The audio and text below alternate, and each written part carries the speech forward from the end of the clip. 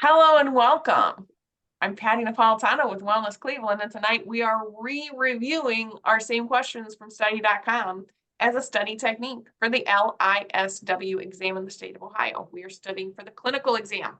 So team, I think we have 8 questions. Let's see, 1, 2, 3, 4, 5, 6, 7, 8, 9, 10. I think we have 10 questions, and I think we got 8 out of 10 right last time. Is that what you guys think? I think you're right. So we Because I was like the number 8, I was like, I don't think it's 8 questions. I think we got 8 correct. Okay, so we already saw them and we already talked about them. So we should do better just because of test retest, right? Absolutely. We got 10 out of 10 today, for sure. Okay. You are working as a medical case manager for a 65-year-old male client named David who recently had knee surgery. David is leaving the hospital next week and is going to be recovering from home. He has been attending physical therapy, but he will not be able to walk on his own or go upstairs. You schedule home health care workers to check his home environment for any risks. After the assessment, you arrange for David to get a walker, a chair lift, and for a local agency to deliver food while he recovers. Which aspect of case management are you focusing on? What do you think, Michael? I feel the last time I said it was health, but it's safety. Or last time I said it was safety and it was health. All right, so we've narrowed it down to 2. Mikki, what do you think? C is my answer. Safety. Yeah, I think the same thing. I think we thought it was health and it was safety. Hey, it's safety. So you are focused on the safety of the patients and their home environment. Do you see how amazing this is? I typed it in white. It was kind of a hassle. You're welcome, and I'm sending it to you. Okay. Safety. Amazing. It's like invisible ink. Well, actually, I do this on my syllabuses. This is one of the way I put in keywords so I can tell if you are using the correct prompts or if you're just putting them into AI and generating them. And I'll put in there like must contain the word rainbow. And then I just search the document for rainbow and I fail you if you plagiarized. Oh. So that was a nifty little trick I learned. Speaking of social work. You, Patti, for my new position. I'll be in touch. All right. Question 2. So we're already doing better. Look at us. You are conducting a research study that involves pregnant mothers and their babies. Most of the study is focused on measuring changes in the mother's mood, attitudes, and behaviors during the pregnancy. However, you will also take measurements of the fetus, including heart rate, ultrasound images, monitor movement, and growth of the fetus. You must obtain the permission of the mother and father for this research study that involves the fetus. That's a key sentence there. Okay, the researcher must obtain the permission of both parents. This as known as. So what do we think that's the definition of? Obtaining the permission of the mother and father for the research study that involves the fetus of a pregnant woman. A. What do you think, Mikki? I know we got it wrong last time. I think it was A because it was like. There we go. Yeah, it's A, and I put kind of a lot under here. Good job, Michael. Yeah, so they told you, so we're going to be looking for questions when they tell you that it's super complicated, because then we're going to rule out the normal words we use on a regular basis in social work, like permission, informed consent, assent. We see those kinds of words regularly, right? This is a special kind of research just for a fetus, and so we pick the one that looks like someone got their PhD to make up the term. All right. Legally effective informed consent regards to a pregnant mother participating in a research study, and the fetus's information will be collected. So if fetus is not, then we just do a normal informed consent, right? I included these on here because study.com, I should mention, these are study.com's 10 free questions. They included definitions of all of them. So these would be great flashcards because they're definitely going to ask you questions about informed consent and assent and permission. because those are things you should be able to explain kind of fluidly to a client.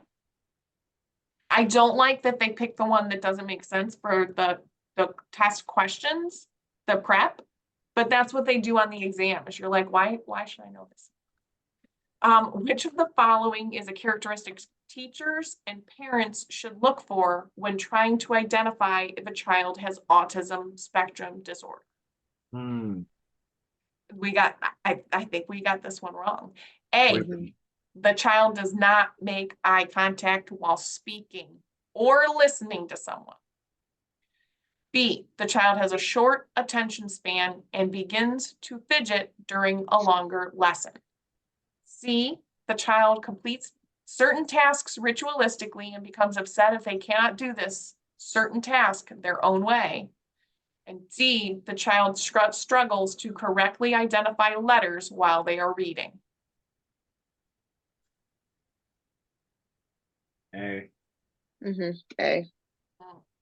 Because Yeah, Richard- so with kids, and this is good to know also, autism spectrum disorder is specifically social. So do you see the first one? Eye contact, yes, we look at, but social markers. It's a social example. The next, so it's a developmental disability that creates differences in the brain that specifically affect communication and social interaction. The other ones are learning disabilities, right? It's during a lesson while they're reading. Those are learning disabilities, so we can rule them out. A child who completes it ritualistically, my first impulse is going to be OCD, right? That this kid has OCD or anxiety. So that is emotion-based. So if it's learning or emotion-based with autism spectrum, I would rule that out. Which of the following is not a trait associated with an addictive personality type? Extroversion, impulsivity, focus, or nonconformity?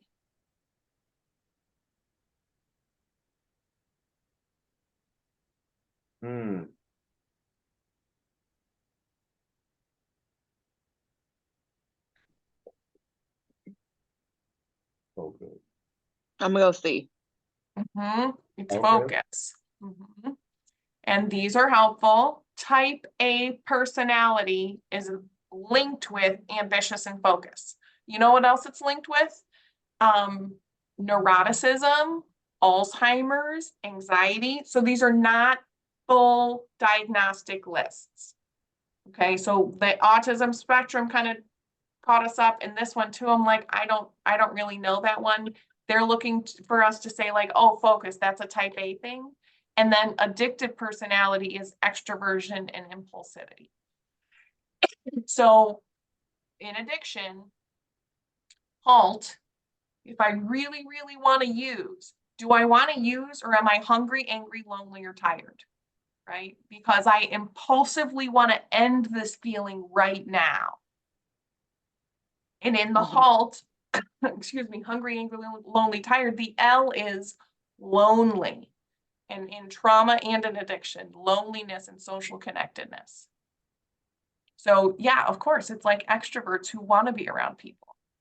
Type A people want to be alone, creating their next novel. You are working with a young single mother named Leanne, who has two-year-old twin daughters. She recently lost her job, was kicked out of the house she was renting, and can't afford food for her daughters. You help her by giving her resources for food assistance and a local food pantry. I highlighted the next sentence because it doesn't exist in America. You give her information about housing assistance for single mothers and transitional housing. Right? Then this can take time and she doesn't have anywhere to stay tonight. Leanne doesn't have the support of any family members, so you offer your guest bedroom for a couple of nights until she can find housing. There are several common themes that have been identified in determining when ethical or professional boundaries are crossed by social workers. Which of the following themes is an issue in this scenario? altruistic gestures that are professionally inappropriate or unethical, one person pursuing gain or benefit from the other, an intimate relationship with a client, emotional or dependency needs. I feel like this is a best question. Mhm. A. A for sure. I feel like A is best. The social worker is crossing. See, I put right in there boundary crossing and ethical violations because I really wanted to talk about those tonight. Boundary crossings happen, right? Boundary crossing is this person just came in to see me and I'm their professor. I just wrote a letter of recommendation for someone for the MSW program. I'm their therapist. I teach at Cleveland State. There's all these boundary crossings, right? How do we keep it from being an ethical violation? Staff it with a peer. Document the decision that you made and why you made it. I decided to act. I decided not to act. If you're keeping it secret, even because you know it's really good, but people won't understand, that is an altruistic gesture that's professionally inappropriate, and you know it and you feel it immediately. Counselor is meeting a client for the first time. When the client arrives, the counselor should first, and I did put in our little mnemonic, is dithered out. Farmer Aladdin raises expensive apples from India. F is for feelings. We want to do that first. Assess, refer, educate, advocate, and intervene. This mnemonic, I think, is going to not take us to the right answer here. A. No, stop it. No. It is A. It is. And we all said D, right? Yeah. Because we were going with Farmer Aladdin. We're like, oh, build a trusting relationship. And they said, no, silly. Social workers build a trusting relationship in the intake interview because it's built right in. The intake interview is the first clinical interview that the counselor and client complete together, the purpose of which is to understand why the client is visiting and will, as a matter of course, include relevant history and issues. Conduct an intake interview. That one, we're going to get right. All right. What year was the Violence Against Women Act passed? I think 98. 94. Oh, And the I law got against it wrong before. Violence Against Women Act has to do with, there's several notable court cases that for the rest of your career, when you do ethics trainings, they will bring up. But apparently 1994 was the Violence Against Women Act. All right, which type of feminism focuses on creating equality amongst genders in current structures? So they're all feminism. This one is focused on current structures and primarily advocates through political and legal reform. Which of these? Radical? I feel like radical is not the right way. I feel like the political and legal reform would not be radical or contemporary. I feel like Liberal. yeah, I feel like no one in America is going to say, well, I'm getting behind socialist feminism. There we go. Liberal feminism. I feel like we would hear about it a lot if there was a socialist feminist movement that was gaining ground. Liberal feminism, a subset of feminism, a movement led by women that seeks to end sexism, aims to reform politics and law and order to obtain equality amongst genders within current structures. So maybe I would include types of feminism in my flashcards, but I have to tell you, these are not the kinds of things that I feel like are a good use of time for studying for the exam. Because there's so many nuances to feminism, you can actually get a PhD in it. And I feel like there's so many nuances to treatment approaches, like hard not to get lost. Sorry, let me correct myself and express optimism about how great you all are going to do on the test. If a person is trying to identify the syndrome, the person will seek to identify A, the rate of transmission and infection, B, signs and symptoms associated with that ailment. C, underlying issues not associated with any particular illness. Or D, environmental influences that may provoke a sickness. B. I think it's B. I think it's signs and symptoms. Oh, I got it right. Yes. Yeah.